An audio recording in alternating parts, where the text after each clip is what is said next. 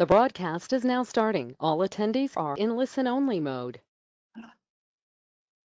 Good morning, everyone, and thank you so much for joining us today. I'm Liz Burkhart. I'm the Director of Marketing for Agile Education Marketing, and today I'm joined by esteemed educator Michael Niehoff. I'll ask him to give a little bit more details on his background and what he currently has going on here in a minute. But we are going to be talking about tomorrow's education landscape.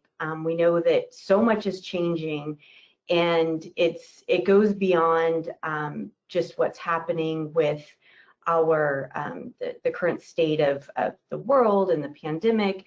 There's a lot of things that maybe we're waiting in the wings. There's different factions and people that are coming into it. So Michael and I have worked together a few different times over the last few years, and he just has a wealth of knowledge about education, the history of education, and he has these really interesting insights and thoughts and his own point of view of putting all of this together in a way that makes sense. So I'm hoping that you all learn a lot about what an educator like Michael thinks is going to be happening, but also I want to make sure that you guys sort of think about how he's approaching the information that he's been given and how he's really thinking about education and what it's going to look like moving forward, because as we know, everything's going to change or has the potential to change a lot between now and the next month and the next 3 months. So I think that one of the most valuable things that Michael can bring to us today is his approach and his way of thinking. So he's put together resources and a really detailed presentation for us. So thank you for that, Michael. Would you want to add a little bit more, give everyone a little bit more of a sense of who you are as an educator, and then I'll walk everyone through a couple housekeeping things? You betcha. So good morning, happy Wednesday to everybody. Yeah, quickly, I've been an educator, primarily a secondary high school educator for too many years. I started off in the media field before I went into education, and I think that's probably informed me throughout my career. So there's been themes that have emerged and stayed there, and those have been things like relevancy, doing public work, contributing to the community, trying to incorporate technology and professional resources.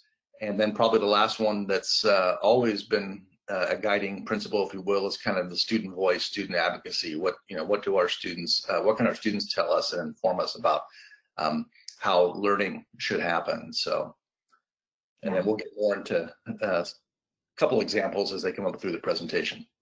Cool. Thank you, Michael, for that. I know you could do a much better job than I could. So during the webinar, everyone's lines are going to be muted. We are recording this. We're also joined by Kara Murphy, who's also on the marketing team here at Agile, and she will be helping anyone out with technical issues. If you have something like that or a question that's not directly related to the content, put it in chat, and Kara will get back to you immediately. That'll just help her know that someone needs something addressed immediately. For questions, you'll see on the right-hand side that there's a question widget. So go ahead and, as you know, we're going through our presentation today, as you have questions, just submit them, and Kara and I will go through them at the end of our time together today. Let's see, what else did I want to? I think that that's everything. We'll go through a couple things Agile's got that can support clients in this realm. And so, Michael, just again, thank you so much for joining us today. And you know that our audience today is really made up of it's people who serve the education market, and you are really going to be beneficial in how they approach it, how they communicate, how they prioritize, and how they do an even better job of serving schools, parents, students, educators during this really just unique time in our history. So I appreciate you being here. So let's go ahead and get started. All right, I appreciate that. And two more things I'll just mention in the last 5-6 years that are really starting to inform me more than ever is had the opportunity to do lots of professional learning around the country, mostly in project-based learning. And that's allowed me just to interact with lots of teachers, lots of administrators, lots of educators around the country, and just kind of the type of things they're trying to do. And then the second thing is I've had the opportunity to do lots of writing and blogging that has allowed me to interview and collaborate and meet folks as well, virtually. And so both of those things are really contributing kind of to where I think things are going to be going. I'd like to start with two disclaimers that I typically like to do all the time. I could have dozens of them, but one is, this is a philosophy that's informed me for most of my career, and I think it fits in well with where education is going in terms of deeper learning and project-based learning and taking risks and trying new things and innovation. And Mike Smith was a longtime educator and keynote speaker. And so the simple quote, if it's not illegal or immoral, why not give it a try? And I used to share that with students all the time when we were coming up with project ideas or things to improve any situation in our class or our community or our school. And really, if you think about it, if we're not breaking board policy, school policy, or the law, why are we so afraid to try something? And I think that's, in education, that should be paramount because that is where learning comes from, is when we take risks and try new things. But we also have to look at the fact that a lot of our systems and a lot of our communities have, for whatever reason, felt like they can't take those risks or try new things. Whether it's pressure from assessments, internal, external expectations, but I'm hoping that we get to a point where both students and educators would adopt something like this. The second disclaimer, I just want to really get into kind of how I have always, I think, fortunately approached young people, and as now somebody who's not a young person any longer, but still working with young people and still advocating for them, is kind of how we view young people. And so I hear routinely from all sorts of people in education and especially outside of education who are maybe not young people themselves either, that they just feel like this generation of kids, students, learners is unique and different. And some of that, they say that in very negative terms. So I hear these kind of things a lot when I used to be able to hang out at a Starbucks, that the kids are always on their phones, they're always just on their devices, they don't really pay attention. And I just want to argue that that's really not a fair assessment, is that, human nature has always found ways to maybe connect and disconnect. What's changed is the mechanism, but our behavior really hasn't changed. And I really want to point out that you see the older generations have started to figure out that, hey, we have this available technology to become more connected, maybe more informed. Why not take advantage of it? So the point is, I really want us to look at how we view young people and check ourselves, and we'll talk more about that as it comes up through the presentation. So I want to talk about, obviously, disruption. Those that are in any industry outside of education are always looking at this, because this is where we get ideas for product development or how to serve clients and customers better. I think education traditionally has not seen itself as being disrupted, but we really have been, and it's not just COVID. We have been disrupted by new media and new technology, and especially in the last 10 years or so, you've seen the one-to-one environment, schools being online, students being online at school, outside of school, and just how that relates to education and learning. And we're still trying to figure that out, and that's okay, but we need to figure it out, because I think I've seen too many schools and educators still sort of ignoring this. I'll give an example. You still have schools banning cell phones, and I just don't know if that is, if we're trying to embrace the real world, banning cell phones, I don't see that happening in the workplace. So we got to come up with something better. So we are continually, and I think we've always been in the middle of some sort of technology revolution, but I think it's really accelerated now. And when we start getting into things like artificial intelligence and self-driving vehicles and those kind of things, we are in unprecedented waters, and nobody's going to have the answers, but we have to be asking the questions. We can't ignore it, and we can't think school is somehow going to be separate from what's happening. And so just that the mindset we have to do to embrace that we're going to be constantly challenged by this, and it is going to accelerate faster than we're comfortable with. But that's the real world. I think we are definitely seeing a different economy.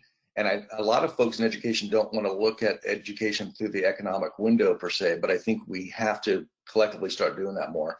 And this idea that, maybe just sending trying to get everyone to college is not necessarily the answer. Some sort of post-secondary education and training is probably necessary, but we got to really look at where opportunities are and what kind of skills people need and what kind of training.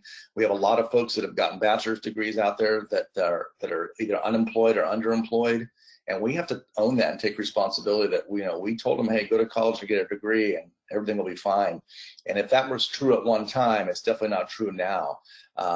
And so we have to rethink what the purpose is of learning and education. And it's not just about career, but it has to include career, and not just a career, but how to prepare people for, regardless of how the economy changes, they can find a place for them. And getting young people especially to adopt that mindset is a big challenge. So but I think a lot of folks in education still haven't wanted to accept the fact that maybe just going to school is going to take care of everything. So I'm really looking at the skills, and I think educators sometimes feel uncomfortable when I share this, but the reality is, if you look at what's changed in 50 years, is some of the academic skills, we still use them, writing and reading, and those things aren't going away, but they may not be the top skill. And it's not that we want to ignore those, but we better really bump up some of the skills that have moved up to the top. And when I see teamwork, I think about the importance of collaboration and how much we're trying to collaborate, and how much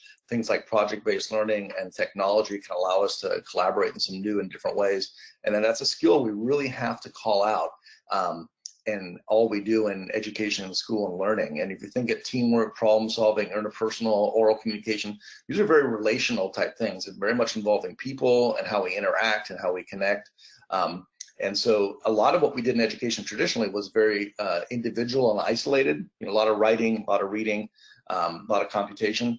Still going to do that, but we got to do much more of these things that are very human, relational oriented. So, okay, so we're definitely in a new globalized world, and again, some people don't want to accept that, but we are the world's getting smaller, and I'd like to think we can embrace that in learning, and we'll talk about that. But again, it's disrupting everything. So we have more choices than we've ever had before. I think something like we're seeing higher ed being really disrupted by all the different ways people can get degrees now.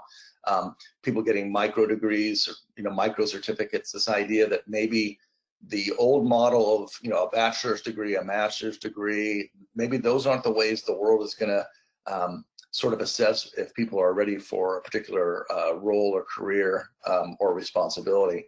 And you're going to see, and since K-12 has traditionally kind of leaned on higher ed for its direction and approach, I think K-12 is going to see that, hey, the same type of thing is happening. People are going to say, is a high school diploma really the most valuable thing to have, or is it going to be something else? And so, and we have more ways to get those type of things now that we know, just all the virtual opportunities that are really coming on strong, whether they're consumer or public opportunities. Obviously, we've been disrupted in the last several months by COVID, and everyone wants to talk about urgently how we respond in education. And I kind of look at this whole thing as a huge tipping point. All the things that are coming in education have been coming for a while. We've tried to address them through new standards. We've tried to embrace new technology. We have new pedagogies we've tried to adopt, but we're still really not making the shift, probably, at least as a system in this country and even around the world, to really address the learning that young people need to kind of be successful and access the world. So I think what COVID did is just sort of expose things and maybe create more of an urgency that, hey, we better be prepared to know how to operate in the virtual world, not just because of pandemics, but because the global economy operates that way. So I'd like to think that the good thing that's coming out of the crisis and the pandemic is that we are going to be forced to interact and embrace, accept, learn, try, experiment, things that we probably should have already been doing, and in many cases people have been, but not collectively as a system have we been. So now you're seeing us wrestle with those things, and it's going to force us to question things, and that's a good idea. The reality is that we can look at snapshot after snapshot of how we have not been successful, and we have created systems that are very heavily accepted and adopted by everybody, but they really just haven't worked. We've really emphasized college, and the college graduation rate is bad.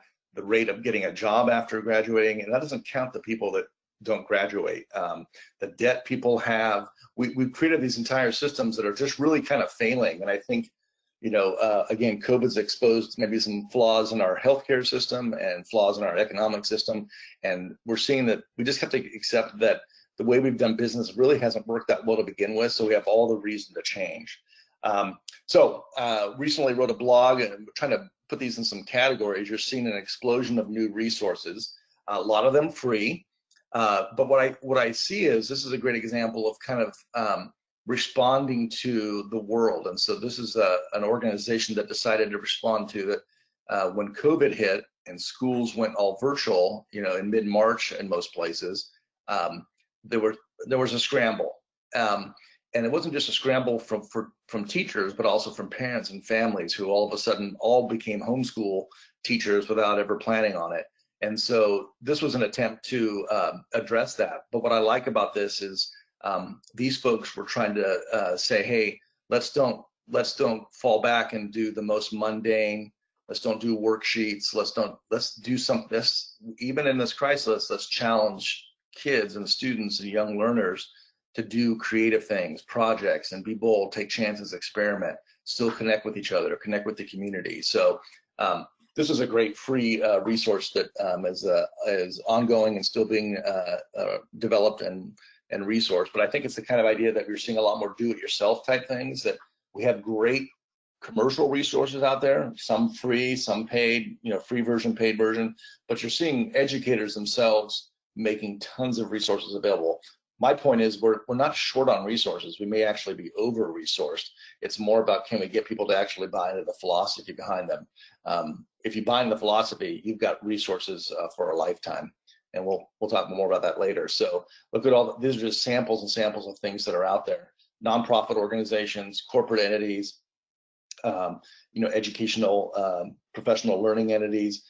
And the reality is it's phenomenal. If I think back to when I first started teaching in 1990, when we primarily worked off a textbook or maybe some novels, maybe we were lucky to have magazines and access to a library. If you think of that in 30 years, what's available to educators now, it's unbelievable, and what's available to students. And so again, it's not a matter of having resources. We have them. We have more than we need. It's a matter of getting people to buy into the idea that we need to embrace these resources, that we need to change the way we're doing our practice, and that change demands some different kinds of resources. So the other one, we're seeing this new access. So, it's happening in higher education, and you're seeing it happen more even in K-12. There's going to be a lot of open source, open course, and this is kind of, again, disruption, right?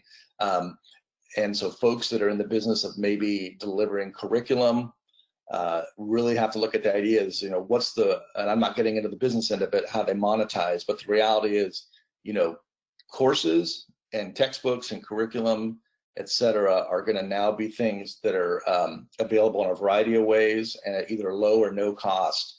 And so, again, that's just going to make people question, hey, do I need to go pay this much money to go do this, or do I need to go through 4 years of a education program if I can do something in a shorter amount of time that's more customized and personalized? We're seeing new models of school being developed all the time. We've had charter schools in this country for years now. We've had choice schools. We've had, also all kinds of different models of schools. But now we're seeing some really, really radical things. COVID forced people into virtual environments. Well, we've had charter schools and other schools that have been doing hybrid models for a long time, some face-to-face, some virtual, all online, all homeschool, all independent study. So now we're seeing some really, really creative things. So there's a good example. I just wanted to share one is this is a new school that's just coming online this summer, and they are starting with 8th graders. It's actually a private school, but the reason I want to share it is because I think we could learn a lot from what they're doing. So they are forming cohorts all around the world, in this case with 8th graders who have like interests. So they're going to have a cohort of 15 to 20 8th graders from all over the world who are very into art, 15 to 20 8th graders from all over the world who are into, technology, let's say in coding, and you guys get the idea. So this idea that, my classmates This is going to be a global thing, right? I'm going to interact with them, and the model is they're going to try to have everybody meet face to face once pandemic is over, long term, and once or twice a year. But the reality is they will be a cohort that primarily operates virtually or distance or remotely online, but they have like interests.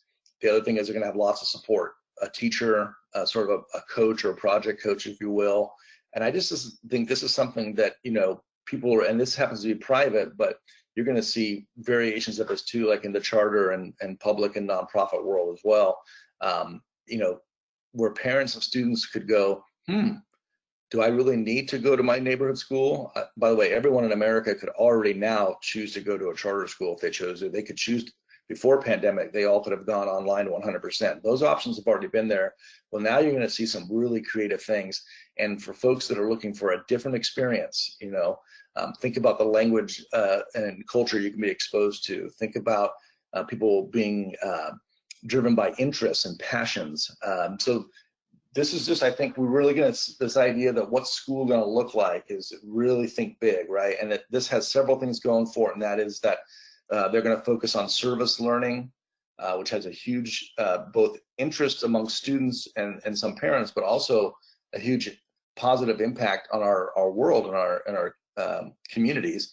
And then this idea that I belong to a cohort, but my cohort happens to be very unique and based on interest, but also comes from all over the world. So the other thing that we're looking at is new rules and expectations. I think we're really starting to look at where students and learners are seeing themselves as consumers. Definitely if they're in higher education, they're a consumer, but even in K-12, they have choices. So how does my school serve me? How does my school district serve me? And you're seeing a lot of things happen right now where COVID is forcing parents to go, hey, my local school is not offering these things. What is available in a charter school? What is available in another online option? And each generation of students is getting more savvy.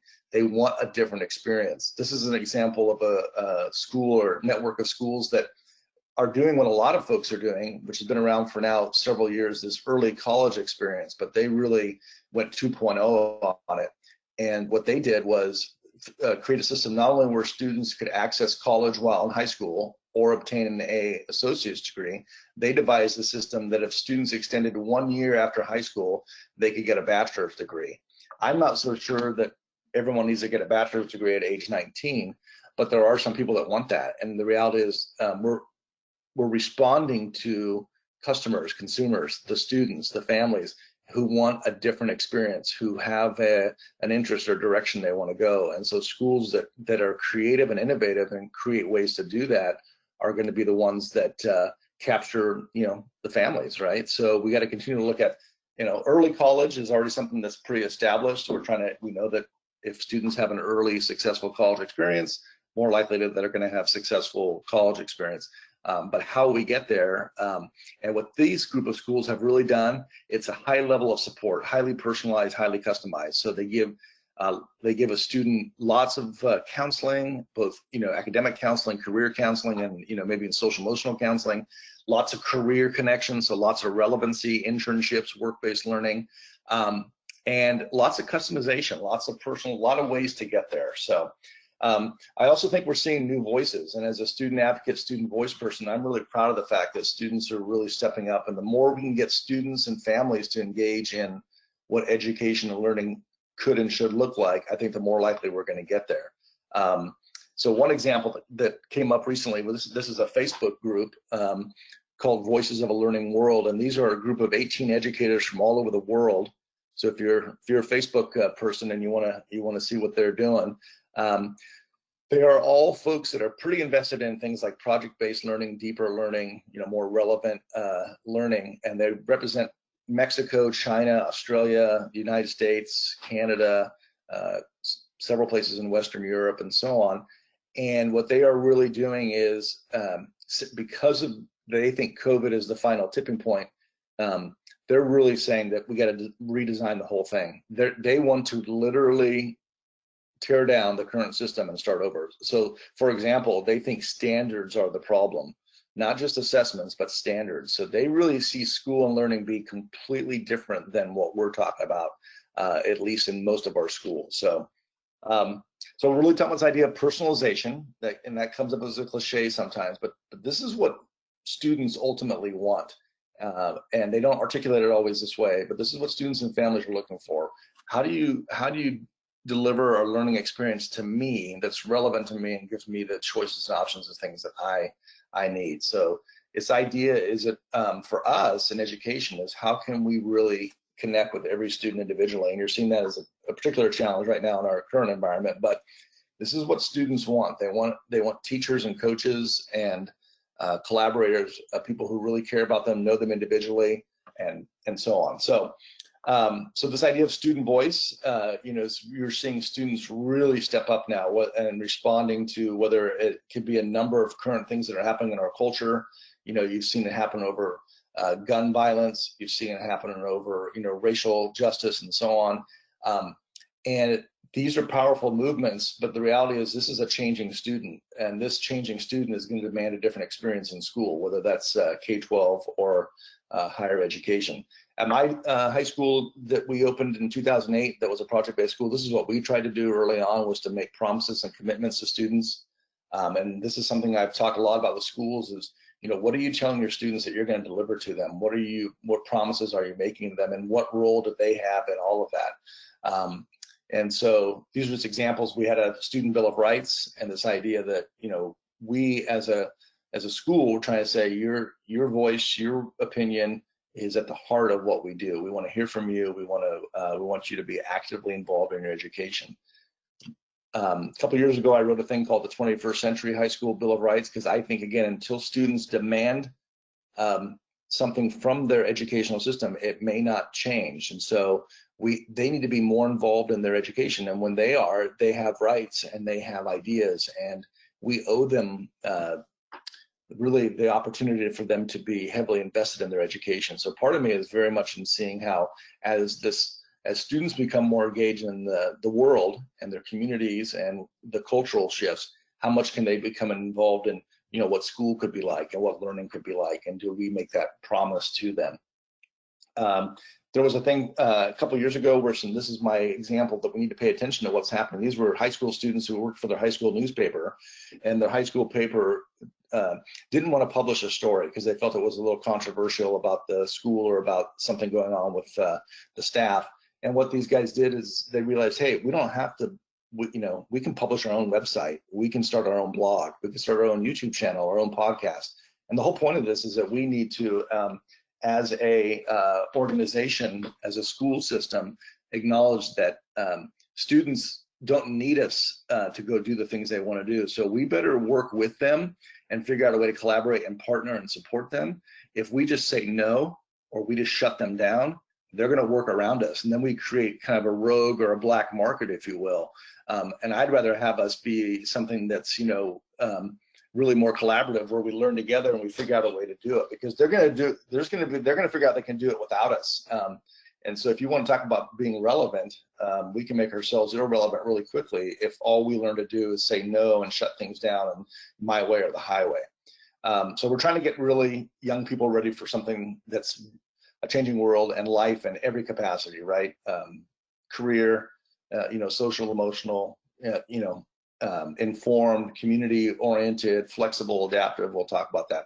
We used to tell new teachers, and some still do, lots of things that were, I think, highly destructive. So as we are trying to attract people to a profession that's desperately in need of new people, and there's teacher shortages all over our country, anyone that still perpetuates these ideas isn't gonna help us. And kids are savvy now; they're gonna respond to that. Kids know that they need something different. They want an emotional connection. They want people who care about them. They're not gonna take those old philosophies about kind of like shut up, do what I say, I'm the boss. That just isn't gonna fly anymore.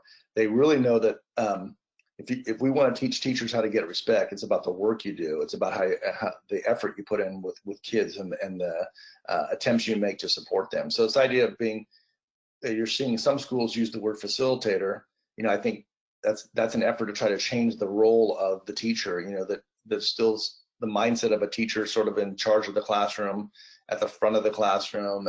Maybe a facilitator is much more someone who supports people, interacts with people. So it's language, but language matters, right? We've seen that, again, it's changing, right? If you talk to folks in business and in corporate America or even globally, they want skills from people. Grades, test scores, GPAs, that's not really, I don't know if that ever really was how the real world worked, and it certainly is now not necessarily. Those aren't the folks that are changing the world or innovating. So we really have a different economy. We're really people are much more going to be in these gig type roles. Already talking about lawyers and architects who aren't going to work for one firm, and they may not see themselves as being self-employed, but what they're going to do is contract work. So if a large percentage of our population has to continually go out and find new work, new jobs, new contracts, new opportunities, what are the skills you need to do that? And it really needs to inform us whether this is good or bad. It's a reality. And so we need people that are going to be highly adaptive. And we really need to see our teachers as people that are going to be, I heard this expression, architects of human development. So really, we're creating environments where young people can really develop into powerful, self-advocating creatures who can take on anything. So this is how I think it's looking, okay? So this is what school has traditionally been, right? And this still goes on. And my own kids who went through high school recently, this is what high school was for them. They did those things on the left. Well, this is kind of what we're suggesting that at this point, what high school, or for that matter, K-12, working with pro applications, being able to present, write code, working with adults, not for them, but collaborating with them, learning on your own, using social media, those kind of things. So, and this might seem like this is really obvious on the right, but I'm telling you, the left is still the dominant practice. And so maybe COVID is going to push over to the right, push us over to the, hey, are these things on the left? They don't work very well in the virtual environment. They really don't work very well in the face-to-face environment. So again, forcing us to look, this is what the world says we want from our learners, okay? Problem solvers, ideators, designers. Business is really clear. Industry, private corporations, and leaders around the world are very clear what they want our students to be able to do. And so we have to, as educators, have to ask ourselves, are we creating folks that could be described like this? And I'm going to still say in far too many cases, and I'll use my own children who went through a school system in my local community, no, they did not, these skills were not addressed. And my kids have to either adapt on their own, and one of them just graduated from college, and I would say these skills weren't addressed there either. It was much the same thing, a lot of note taking, a lot of tests, and so on. So how do we personalize for our changing student and world? How do we become a facilitator? And so one of the things we do is, saying yes to access. So can we have students text us? My wife works in a high school, and she still got in trouble this last school year for putting her cell phone on the whiteboard. And I'm asking the question: what's the worst going to happen? What, they're going to leave us a nasty message, a voicemail, a text? Well, they could say the same thing to us in class every day. So if they're going to say it, there's a consequence. Why are we? So this idea that we're trying to protect ourselves from, text or phone calls or social media, aren't we just trying to have kids communicate with us and tell us how we can help them? Anyway, just something to think about is that this is still very not the norm, and a lot of educators feel very uncomfortable with this. But how long can we be the outlier there? So I'm really going to argue for that we're asking the expert. If you want a personalized learning, and you want folks to be engaged, and you want everyone to kind of be described as the way we were, those descriptors in terms of what the world's asking for, we've got to really treat them as customers and ask them what they want. We got to ask our students regularly, how can we support you? What's working, what's not working? What do you want to do? How's the learning going? Is it too difficult? Is it too challenging? Are you not getting enough support? And if we get into the practice of, students are being asked this about their customer experiences outside of school, why are we not asking them in school? And I think we were surprised that students do have ideas and do have thoughts about their own education. The more we train them to do that, the more articulate they will become. This could still be uncomfortable. We don't ask them to rate their teacher, but we should be asking them to rate their own learning experience, and how we can support it in real time. So my challenge is, can we go bigger with all kids? We have some students in K-12 that are that are publishing blogs and have their own YouTube channel and their own social media presence and their own website, but far too many don't. We still have majority of our high school students graduating every year who don't have any kind of a digital portfolio or any kind of a 21st century digital presence. And we really need to, this is how the world is operating now. Think about what LinkedIn looks at, right? When people present themselves, they're presenting their websites, their digital portfolio, their blog. We have the ability to do this. Our students need this. And this would be something that all of us are looking to embrace. It addresses all the standards and the skills, but more importantly, sets up our kids for a world where they can compete with one another in positive professional ways. So these are, a few things, mostly that they have free options as well as paid ones, but the reality is we have lots of ways to do this. It's not about the resource, it's about getting us to realize that students publishing and having a digital presence that's about their career and their interests and their passions and their successes is really part of, it's really a profile thing. Every graduate should be able to share their best work, and we got to train them to do this, to use the technology for these things. It's available. So I think we've always had service-based learning, but what you're seeing is a generation of kids that each and every year that are becoming more interested in having an impact, and that's a good thing. And we need to embrace that. This is a natural thing that we can tap into. But the other reason I mention this is because this is where, if we talk about social emotional learning, this is where it happens. If we talk about getting kids ready for a career, this is where it happens, where they see that, hey, I can do things and I can make a difference and I can change my community. This is where jobs come from. This is where innovation comes from. So this shouldn't just be a fun thing that some of us do. This really is a way to teach people to have empathy for others and that their contributions matter. And that when they have ideas for solutions, that becomes new ways that we create opportunities for people. That's where careers and jobs come from.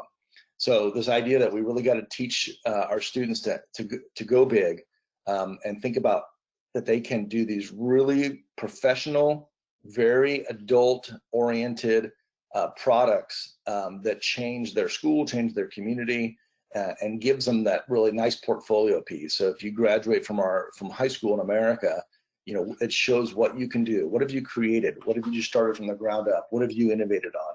What have you added value to your school and community? And again, there's a lot of folks doing this, but there's a lot of folks that are not. So we have far too many students in our system that are not graduating from high school with these experiences. So, we really need to move towards this portfolio presentation type thing. Again, a lot of schools are doing it, but we really need to this needs to become something that all of us embrace. I recently wrote a blog, and as we are in COVID, think about when we come back from COVID, and I'm already hearing this out there in the world, that we have families and students that they aren't going to come back. They're going to stay virtual for a variety of reasons. I personally think there's value in face-to-face learning, and I think many of us do, but we need to demonstrate that to our kids and our families. I have a high school daughter. Her and her friends didn't miss school when they were out in March, April, May. And they didn't see it as if they were losing anything, with the exception of prom and graduation ceremonies, right?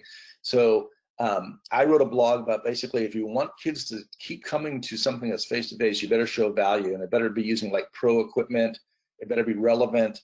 You better have them meeting and working with lots of different people. They better feel like they belong to something, that a group that's doing something, and they have a purpose, and it relates to their interests and their passion, and you're working with businesses or nonprofits or community. So something to think about. Here's my final kind of wrap up here as we go, is that and this is a message to educators, but anyone who's working with educators might see value in this as well. And I'm always looking for things that we could start doing today. And instead of giving people lots of tech tips of how to do remote and digital learning better, what about, these are more mindset shifts. These are really 13 things that we can embrace to really look beyond COVID, and how do we make school better for everyone, whether it's virtual or face-to-face, and how do we really make a difference? So here we go. Here's my one is defend young people. If you're an educator and you allow your friends, your neighbors, your coworkers, your colleagues in the community to say things like, this generation doesn't believe in this, or make these negative generalizations, they're just not true. As a matter of fact, I can show you how much better each generation is on the previous, on and on. And so, but our job is to really is to defend young people and build them up, not put them down. So as educators, we have to be the ones that are advocating for them. And I think we got to go public with our commitments. We got to tell our consumers, our families and our parents and our students what we're going to deliver for them. And it's got to be different, it's got to be better, and it's got to be a game changer. And so the more we go public with that, and the more we promise it, the more we will hopefully try to live up to it. So that's kind of the philosophy. We have so much available in the world right now. And if you're in education and you're not using social media at all to improve your craft, you're really missing out. And it's not the be all end all answer to everything. However, there are amazing educators and non-educators all over the world who are wrestling with the same things any educator is wrestling with. And they're having these discussions on Twitter, obviously on LinkedIn, Instagram, Facebook, and so on. It's not so much the important about which tool or which format you're using, is that you're using these things to connect with other educators and other professionals, and you're also modeling to students that this is how these tools can be used. So I know a lot of educators and professionals who these tools have changed their lives. They've gotten their best ideas and their best resources by being connected to others through social media around the world. So the other thing is, it's great that we ask our educators to read a lot, and there's lots of great education books, but the reality is we need to look outside of education for our ideas. And so I'm always going to challenge to teachers and administrators and educators to read books that are not education books, but to see how they could apply to, if we're redesigning the learning experience and redesigning our schools, we need to see what the rest of the world is doing with these things too, not just people in education. I know that if we're not going to be back face to face in many cases for a while still, but the reality is this would be a great opportunity when kids do come back to school. It looks different. We still have too many classrooms in our country that look like they were 1924. And if we're trying to have kids have an experience and be excited, this does matter. And we have an opportunity now to maybe rethink that a little bit, knowing that we're going to have some social distancing. And I know this is not going to be easy, and especially during tough budget times, but the reality is it's an opportunity to be creative, and long-term, we need to have the space be something that models the real world. Ask students about everything. The idea is that we survey them, we ask them, we allow them to contribute to their learning. What do they want to do? What do they believe in? What's working? What's not working? What are their goals? How can we help them? And so the more we ask them, the more we're going to get better ideas that are relevant to them. Be a culture fan junkie. We have companies in our world who are really doing great things for their employees. So if you're a school district, especially a leader, how could you model in your school system how you treat people? And how can we have teachers model that for their students? There's a reason why people want to work for these companies, right? And it's not just that they're profitable, it's that they have a philosophy or an environment that the employees really like. So can we learn from companies that do this well to make our schools a place where people are really excited to be and feel really proud to work for?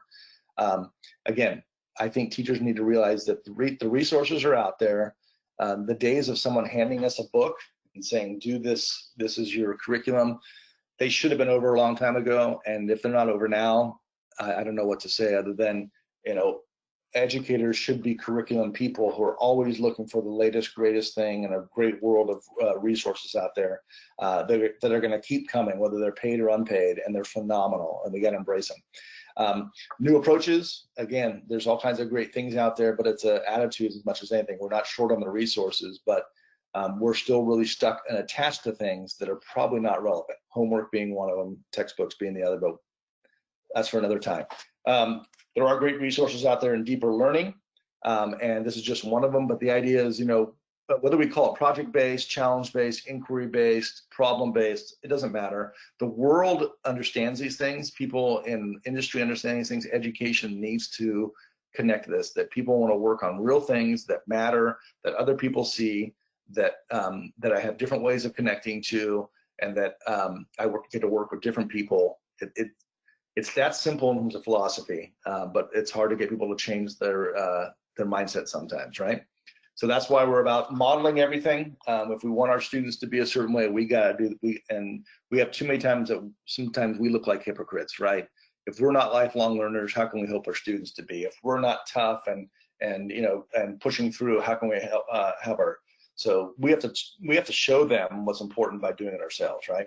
Remind yourself why. Why does this matter? Why are we doing this? I think COVID has shown us that there's a lot of things that we've done in classrooms that really aren't that important, that don't deliver that much for anybody, but we do them out of tradition as much as anything. Well, this is for if we need to ask why we're doing it, and it needs to be important, it needs to be relevant, and it needs to make a big difference. And if not, then maybe we shouldn't be doing it.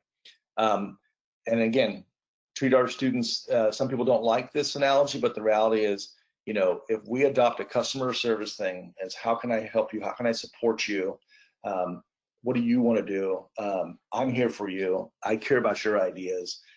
Over time, that's a powerful message that'll get students to step up and start taking those risks and taking chances and creating that we want them to do. So I talk about this a lot, the power of yes. My first principal told me her job was to say yes to all my ideas. So she challenged me to come up with crazy, innovative ideas, and that her job was to try to find a way to say yes to them. And that kind of comes back to that: if it's not breaking the law or it's not immoral, why are we not giving it a try? So if teachers have ideas, principals, try to say yes to them. If students have ideas, teachers work hard to say yes to them. Okay, and we all say no way too easily.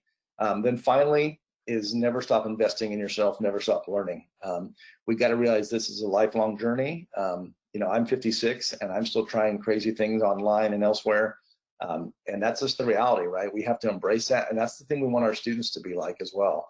So we have a world of learning that's available to us, and we should be taking full advantage of it.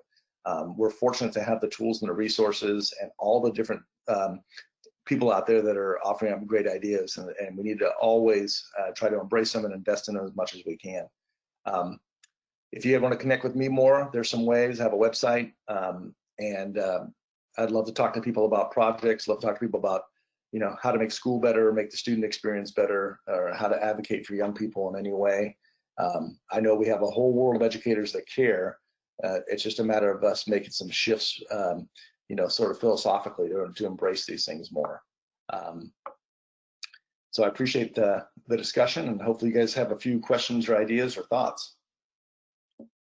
Yeah, so I think Kara's got some questions for us. And thank you, Michael, for this. And I think that there's definitely a couple themes that will resonate really well with the audience that we have with us today. So I wanted to just kind of point those out for everyone. Like, I think that some of what you're saying is describing like new competition, and how we compete is really changing as businesses that serve this market, and how schools are retaining students, student retention, and by just definition of that, competing for students. So as service providers, how do we, I feel like we need to be really asking ourselves, like, how do we help the schools communicate their value to parents and students? How do we really shift the value that we're demonstrating with our products and services? So I think that for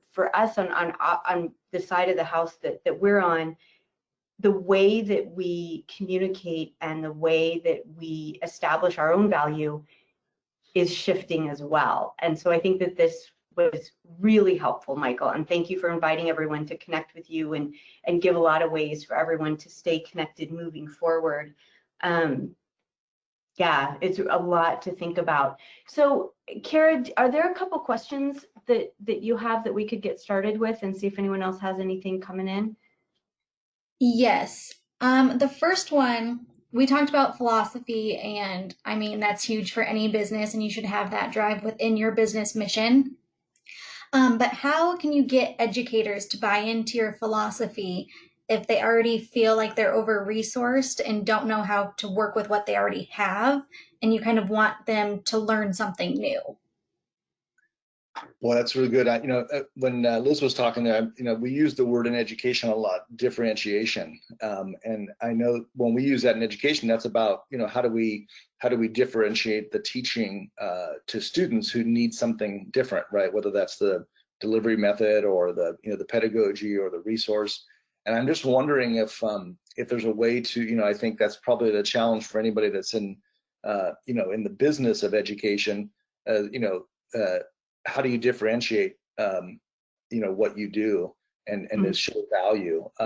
I think sometimes, for a lot of classroom teachers, those things can be very overwhelming. That's why people try to get to leaders and those kind of things, because that's where one, the decision making is made, but two, I think those are the folks that are, kind of looking for the big picture and for some of those solutions. But, I think what I see people doing smart things, obviously getting educators, get whether it's a field of educators that have become kind of like your field crew, or, team of teachers out there who are using it and embracing it and sharing it. The more I guess, modeling that different, how is it different? Maybe it is about the support and the customization or personalization aspect. Mhm. Yeah, I think there's a challenge there, is like, because we aren't under resourced, we're probably over resourced, but there's great opportunities for people at the same time, to find those right things that are going to work for them. I'd like to think it's about showing people that these are game changers. How can this really change? Teachers are probably trying to change, whether it's their workload or their stress level, or the amount of things they're juggling. But I also think they care about their students' success and their students, what the students are producing ultimately. So if we can bring them back to that, I think these are game changers for students. What this can, without being cliche, is like, how can this change your students' life? And if it makes their students' lives better, presumably it's going to make teachers' lives better. If the student's more engaged, if the student's more successful, so I don't know if any of those things, those themes, I guess as a company, would I be able to help with those themes, whether it's kind of helping, the engagement factor, the relevance factor, the, kind of the portfolio, the embracing the, Mhm. the digital world factor. Yeah. So I hope that those are a couple ideas there. That's, Yeah. I do think teachers want things to be easier, like we all do sometimes, but I also think, they want things to be better for their kids. And so how do we get them to, hopefully there's something that can address both. Does that make sense? Mhm. Yeah, and that goes into the next question perfectly. As an educator, how at this time do you want to hear from the vendors? I know we talked about like showing the value and maybe adding into the messaging, like having your students be important in showing the value and making the promise and commitment of making your life easier so that way it helps your students. How do you want to hear from the vendors during this time? Social, email, messaging, kind of all topics.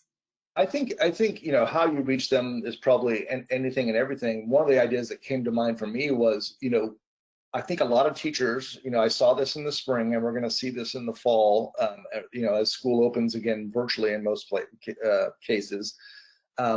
Would teachers love to have a vendor, or anyone in that operating that space, co-teach with them, offer to demonstrate something with a live group of students? So, for example, I think teachers are going to be looking for,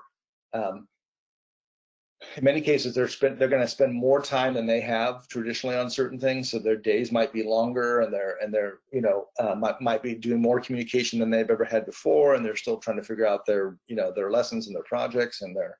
Mhm. So if we could take something off their shoulders in the sense that, if, hey, this Thursday I'll be happy to lead your students for an hour while you observe, so I think if the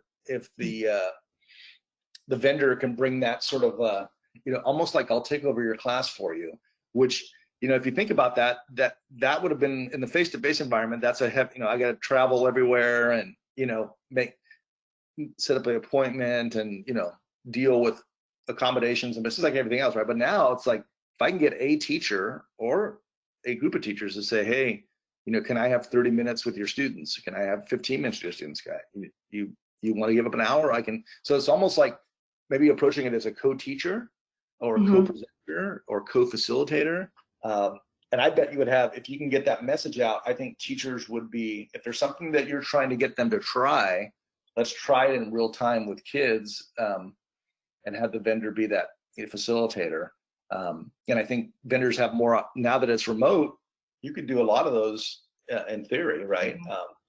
And again, I know it's all comes down to, do you have the right, you're trying to get to the decision makers, right? So, teachers operate in like grade level teams or these, professional learning community teams. Maybe if you can get them to say, hey, you could do a demo for them, but it'd be fun to do it live with kids, right? To get kid feedback and to also give the teacher, there's 1 hour I don't have to plan on, So does that make sense or sound helpful? Yes, and I think too that's a really good exercise, right? And really thinking about how to take advantage of how much things have changed.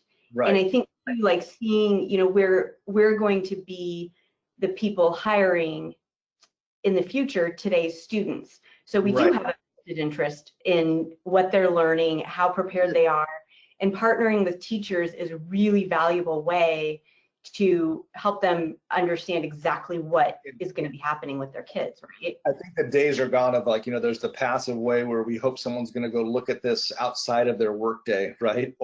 And certainly we're still going to have virtual, gatherings and conferences and presentation. It's not that we're not going to have those, but I'm wondering if, time always being the thing, if we can get to teachers and set up a time to do something in real time with real kids, if that's going to be the biggest bang for the buck. So yeah, absolutely. Kara, do we have another one before we invite Michael for final thoughts? Yes, I do want to touch. We had someone on the webinar that actually did the co-teaching as a vendor and went and took over the classroom for the students. So I'm going to pose a question to the rest of the attendees. If you can write into the chat or the question and say whether you have done it or if it's something that now it's kind of been brought into your attention, if it's something you want to try given the new upcoming school year for back to school. I'm just curious about that question. So I didn't think about it and I think it's great. So I want to know how the other marketers on the line, if they've also done it like one attendee or if they're going to plan to do it. And then Liz, this one kind of gears more towards you. With parents making more decisions now and possibly doing more virtual, and they're used to contacting teachers, how can they get in touch with the parents? How can vendors get in touch with the parents? So I think that that's an excellent thing for us to really think about. Your decision-making pool is shifting, and it's shifting dramatically. And so I think that there's going to remain the really important things like the parent-teacher organizations. A lot of them, like at my kids' school, we have a Facebook page, and quite honestly, I have learned and kept up with all of the shifting through that Facebook group. I think we're getting feedback. I apologize for that. So that's one major way. And then I think there's definitely Twitter is an untapped resource, and there's going to be chats and there's chats that you can follow to learn and join the conversation. Yeah, and through teachers, say, hey, send this out to your parents and give them some, words that work, work through them so that it's coming from a trusted person. And that's something that happened when my kids' school closed, was, all of us had lots of different things and we just took it through the teacher. But I think that there's going to, and Michael, you might have additional things. My guess is that there will be different groupings, organizations, and access points for parents that are going to be developed here very quickly. And vendors will just connect right with those.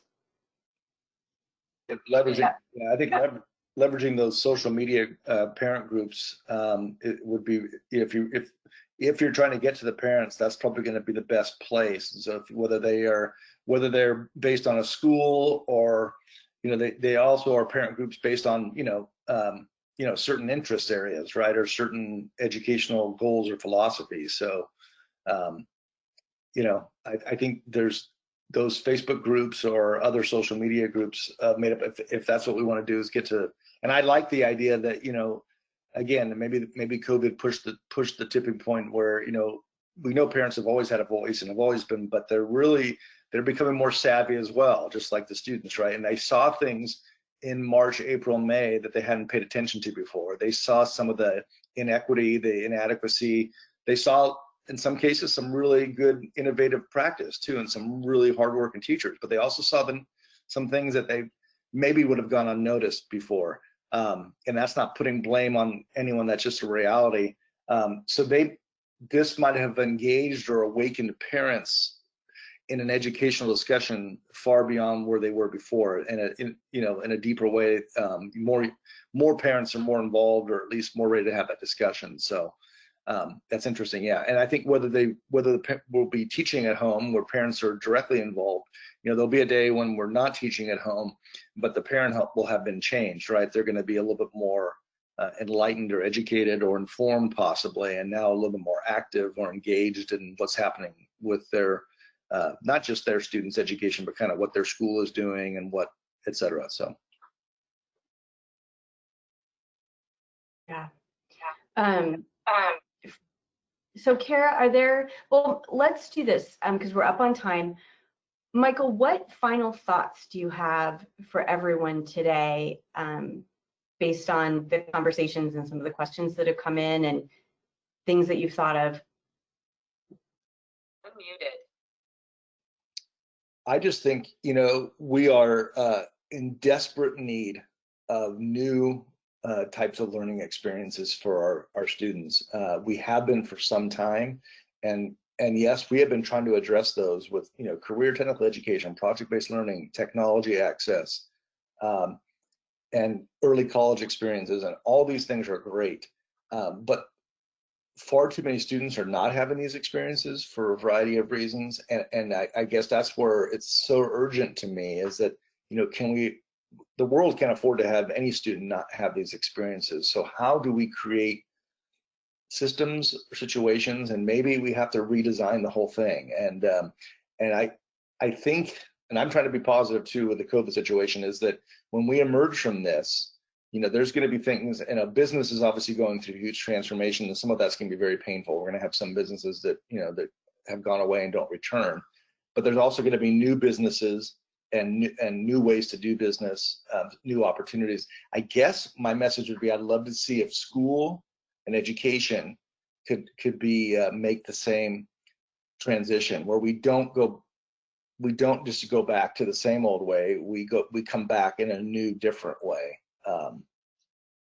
It's a great time to evaluate what we're doing, and if we're trying to make change, we're kind of been given an opportunity to make drastic or major change, and I don't know if we will entirely, but I think you're going to see more than ever, and then that'll of course be a series of different tipping points that are going to happen. So I guess I like to see this as an opportunity to radically redesign and give all students those experiences.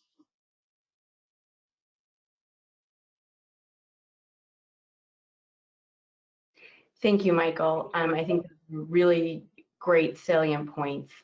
So thank you very much for putting this together for all of us today. Thank you so much to everyone who spent the last hour with us. Appreciate your time as well. And we've got another webinar coming up in the What's Happening series next month about influencer marketing. So stay tuned for that. And again, Michael, I really appreciate that you shared so many resources, your thought process, your thinking, your family with all of us, and your time today. This was really great. And everyone, you will get the link to this. Look for an email coming out in the next 24 hours. Everything's up on our YouTube channel. And yeah, so don't be afraid to try something new, do something new, and get in the classroom. I don't know if anyone shared with us that they do or don't. So I'm guessing a lot of people haven't actually done that. So that's your homework, is to figure out how you can get in the classroom and really help teachers do something really different for their students. So things are changing. So we look forward to staying connected with everyone, and we'll see where we go from here. Thank you again, Michael, and thank you, everyone. Bye. Muted.